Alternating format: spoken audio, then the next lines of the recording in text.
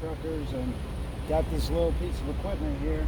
And when you got a real little piece of equipment, a lot of times the tie down points are too small for your hooks to go through. So I'm going to show you two different techniques of getting it through. Now, as you can see, this is what this piece of equipment looks like. So we need one going this way and one going that way. Well, I just thought about this. Grab your chain about at the middle of it, make a little loop there, and then pull it through.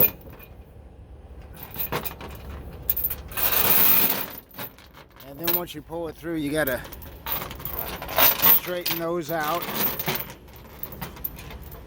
And then what you can do is tie that hook to one tie down on your rub rail.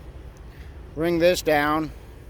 You could hook a binder either to this chain or to another tie down. I'll show you guys here in a minute. So this is basically what it's going to look like in the end. As you can see, this chain loops around and is back connected to this binder, which is connected also to that chain. Make sure you don't cross them or mix them up. And the biggest thing is make sure there's slack in the middle here, because this counts as actually two chains to the DOT.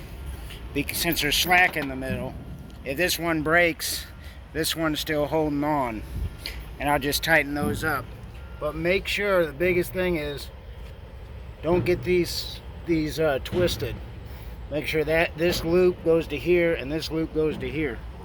And as you can see, I just push that loop through there, hold it tight like this, and then I hook these binders up to these chains. Didn't have enough slack to make it all the way to another spool, but this is perfectly fine. And so when I tighten this up, it's going to tighten both of these up and use that as kind of like a pulley.